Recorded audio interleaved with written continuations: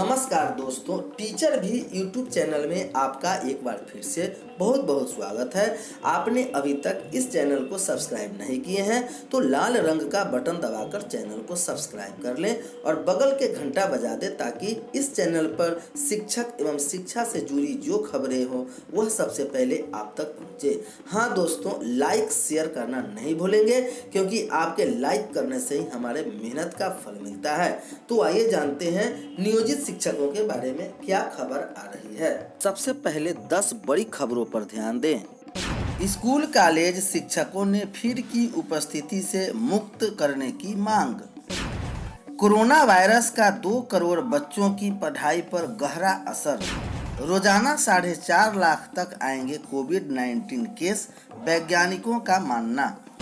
इलाज के लिए कोई भी कर्मचारी निकाल सकते हैं ईपीएफ से पैसा। कर्मचारी भविष्य निधि संगठन ने कोरोना पीड़ितों को दी विशेष सुविधा। मेडिकल ग्राउंड पर लाभुक लोन भी ले सकते हैं। प्रोत्साहन योजनाओं से महिलाओं एवं बच्चों के जीवन में आया सकारात्मक बदलाव। पूरक पोषाहार योजना से 29,14,000 बच्चों को मिल रहा पका भोजन। मुख्यमंत्री कन्या उत्थान योजना से 5,96,000 महिलाएं लाभान्वित।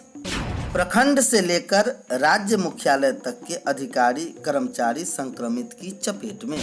अब समाचार विस्तार से। स्कूल कॉलेज शिक्षकों ने फिर की उपस्थिति से मुक्त करने की मांग। स्कूलों से लेकर कॉलेजों तक के शिक्षक कर्मचारियों ने 33% उपस्थिति की अनिवार्यता समाप्त करने की मांग फिर से उठाई है। परिवर्तनकारी शिक्षक महासंघ के कार्यकारी संयोजक नवनीत कुमार एवं संगठन महामंत्री शशिर कुमार पांडे ने कहा है कि प्राइमरी से लेकर +2 स्कूलों तक के शिक्षक कर्मचारियों की 33% उपस्थिति अनिवार्य है। पब्लिक ट्रांसपोर्ट से स्कूल आने जाने के क्रम में शिक्षक संक्रमण की चपेट में आ रहे हैं। कोरोना की चपेट में आने से शिक्षकों की सांस टूटने का सिलसिला जारी है। संगठन ने कहा कि उपस्थिति की अनिवार्यता समाप्त नहीं हुई तो मानवाधिकार आयोग का दरवाजा खटखटाया जाएगा। दूसरी ओर बिहार राज्य संबद्ध डिग्री महाविद्यालय शिक्षक शिक्षेतर कर्मचारी महासंघ फैक्टनेब के प्रधान सचिव डॉक्टर शंभुनाथ प्रसाद सिन्हा, राज्य संयोजक प्रोफेसर राजीव रंजन एवं प्रवक्ता प्रोफेसर अरुण गौतम ने कॉलेजों से शिक्षक कर्मचारियों को 33% उपस्थिति अनिवार्यता से मुक्त करने की मांग की है।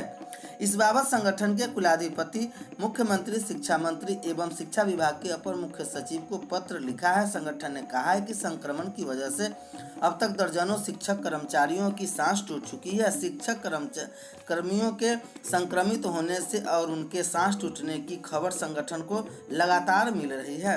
कोरोना वायरस का 2 करोड़ बच्चों की पढ़ाई पर गहरा असर। कोरोना वायरस से प्रकोप के चलते सरकारी विद्यालयों के 2 करोड़ से ज्यादा बच्चों की पढ़ाई पर गहरा असर पड़ा है।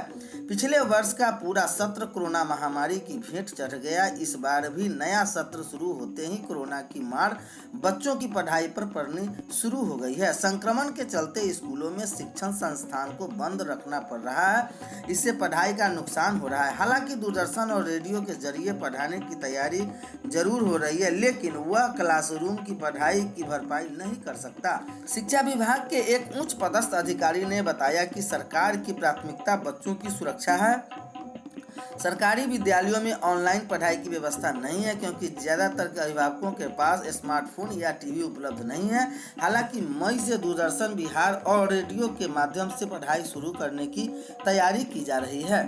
रोजाना 4.5 लाख तक आएंगे कोविड-19 केस, वैज्ञानिकों का मानना है। नई दिल्ली से खबर आ रही है कि भारत में कोरोना वायरस के पीक को लेकर IIT के वैज्ञानिकों ने नया दावा किया है।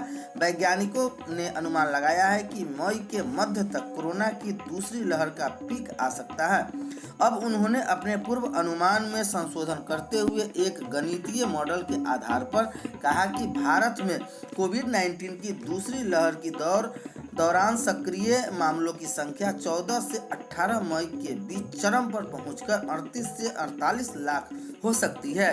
इतना ही नहीं, 4 से 8 मई के बीच संक्रमण के दैनिक मामलों की संख्या 1.4 लाख तक के आंकड़े को छू सकती है। भारत में सोमवार को संक्रमण के 3,52,991 नए मामले सामने आए तथा महामारी से 2,812 और लोगों ने दम तोड़ दिया।